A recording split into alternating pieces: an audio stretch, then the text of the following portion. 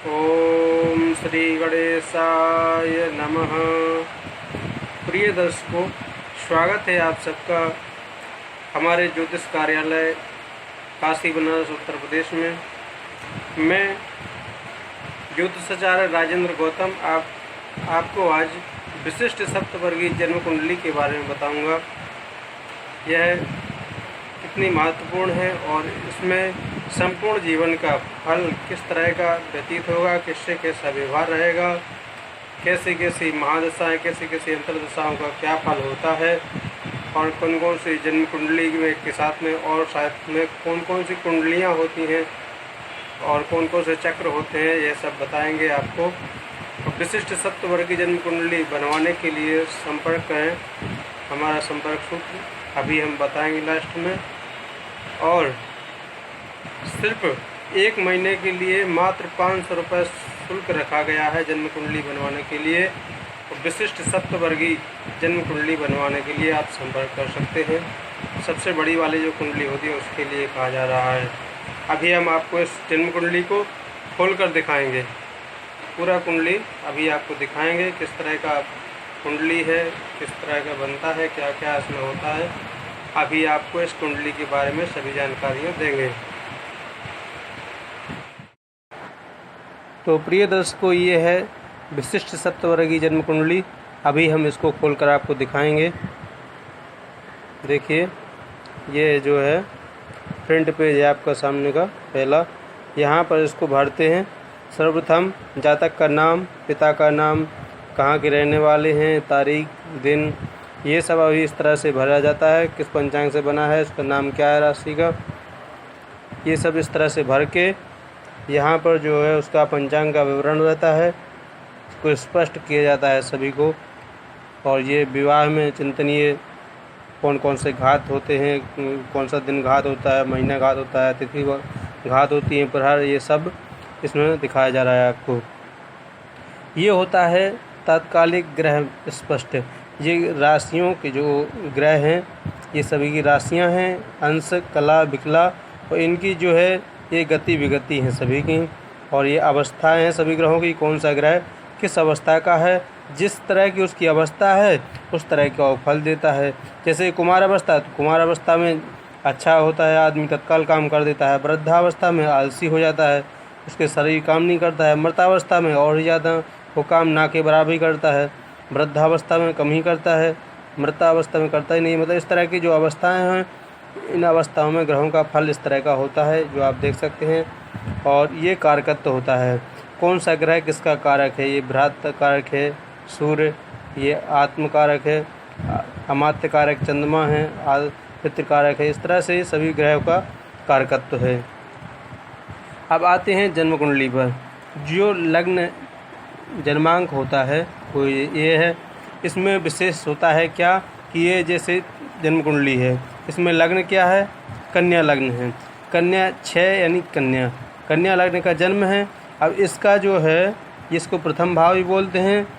और इसका जो लग्नेश है, मतलब जो इस राशि का स्वामी है बुध है, यानी कन्या राशि का स्वामी बुध होता है।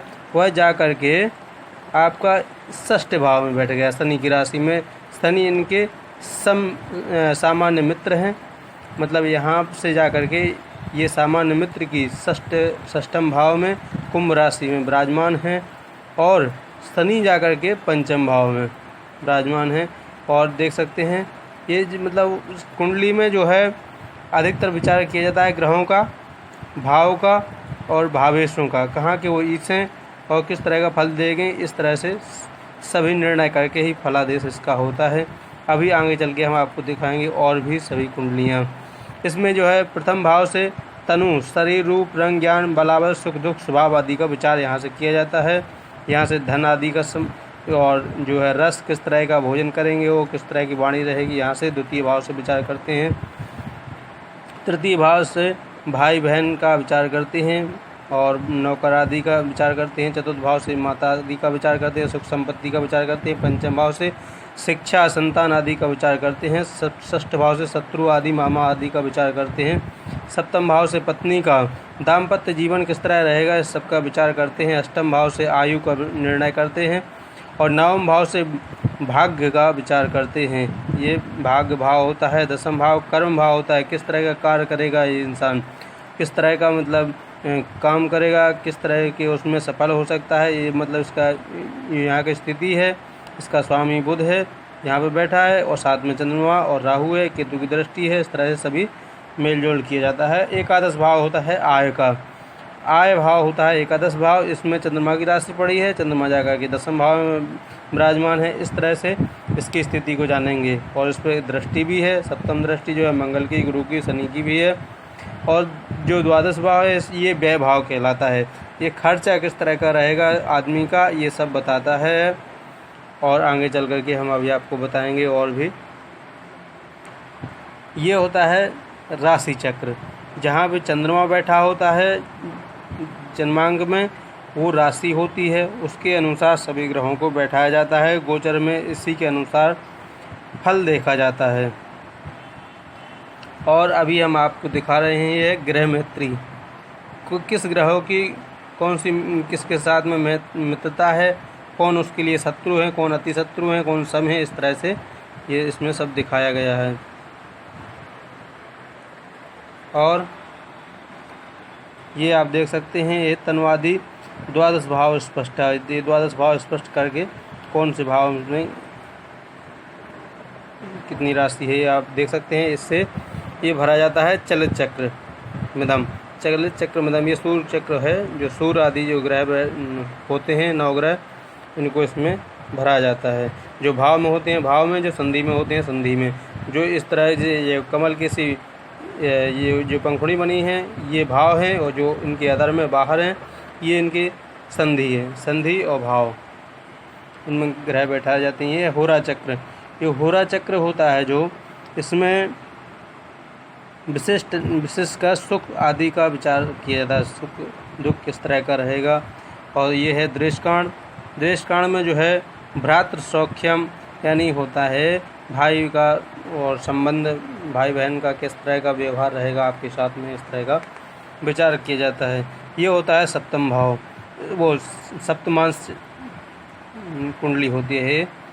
इससे संतति, पुत्र पुत्री आदि की विचार किया जाता है। दाम्पत्य जीवन का विचार किया जाता है। ये होता है नवमांश कुंडली है। कलत्र सौख्यम आदि का विचार इससे भी किया जाता है। ये है द्वादशांश चक्र मिदम। द्वादश भाव से मातृ सुख यानी माता जी के सुख दुख आदि का, स्वभाव आदि का विचार यहाँ से किया जाता है। ये होता है त्रशांश चक्र मिदम। त्रशांश चक्र, इससे अरिष्ट आदि का चिंतन किया जाता है।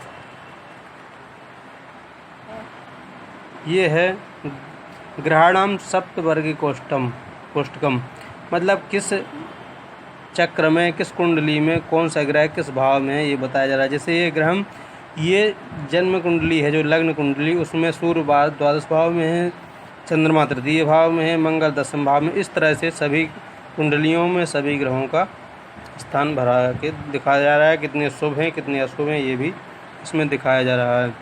अब आते हैं अपन ग्रहाणाम विंशोत्तरीयाम महादशायां चक्रम।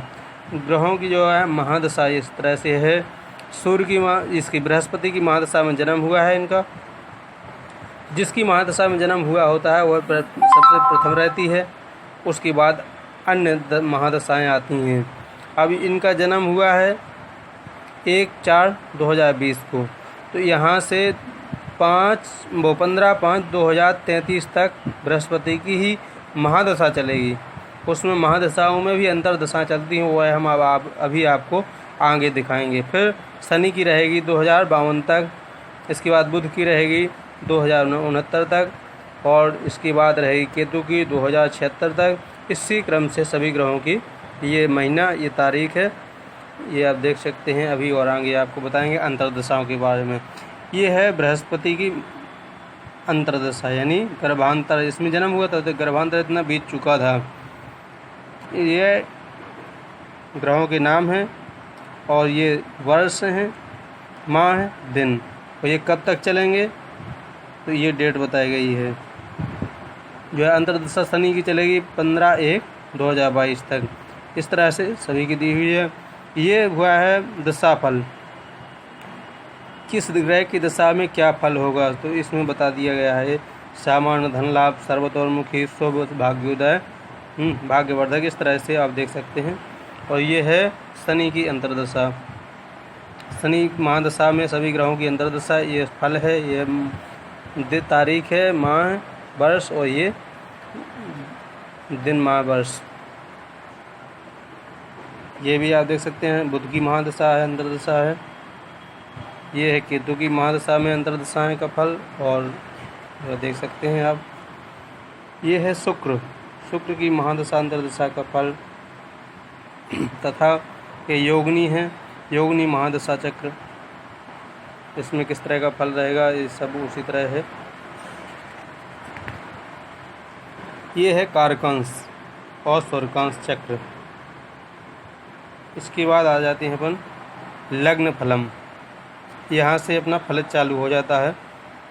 लग्न का फल किस तरह रहेगा, क्या रहेगा, ये सब विधि विधान से यहाँ बताया जा रहा है। राशि चक्र, ये राशि परिचय है। भावगत फल, किस भाव में किस तरह की स्थिति है, उनमें क्या तरह का फल होगा, ये अभी आप देख सकते हैं। इसके बाद ये फल ही चल रहा है। इसके बाद जो है किन दिनों में आपको शुभ रहेगा, कौन से दिन आपके लिए खराब रहेंगे, किस चीज़ों से आपको लाभ होगा, किससे हानि होगी, ये सब अरिष्ट वगैरह इसमें दिखाए जा रहे हैं। किस वर्ष में क्या समस्या हो सकती है, ये बताया जा रहा है। और इनके उपाय क्या हैं, यह सब जानकारी भी दी जा रही है आपको इस वीडियो के माध्यम से। पूरी सप्तवर्गीय जन्म कुंडली के बारे में आपको बताया जा रहा है। अगर आपको लगे कि हाँ आपको आवश्यकता है अपने बच्चों की, अपने घर वालों की, किसी की भी जन्म कुंडली बनवाना है, तो यह 1 महीना के लिए 500 रुपये शुल्क रखा गया है, मात्र। जन्म कुंडली बनवाने के लिए आप संपर्क कर सकते हैं। जो है हमारा कार्यालय काशी में स्थित है, ज्योतिष कार्यालय, काशी बनारस उत्तर प्रदेश। और मेरा नाम ज्योतिषाचार्य राजेंद्र गौतम, काशी से बिलोंग करते हैं हम। विशिष्ट सप्तवर्गीय जन्म कुंडली बनवाने के लिए मात्र 500 रुपये का फीस रखा गया है, और डाक खर्च अलग। आप किसी भी कोने में रहते हो भारत के, आप जन्म कुंडली बनवा सकते हैं। विशिष्ट सप्तवर्गीय जन्म कुंडली बनवाने के लिए संपर्क करें। हमारा संपर्क सूत्र 7985254966 7985254966।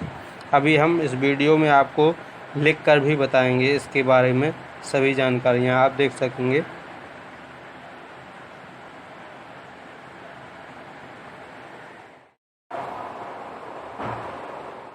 तो ये थी हमारी विशिष्ट सप्तवर्गीय जन्म कुंडली। इसको बनवाने के लिए आप संपर्क कर सकते हैं। और किसी भी प्रकार का परामर्श चाहिए, ज्योतिष संबंधी, कुंडली संबंधी, किसी भी प्रकार का मुहूर्त संबंधी, या जो है किसी भी प्रकार का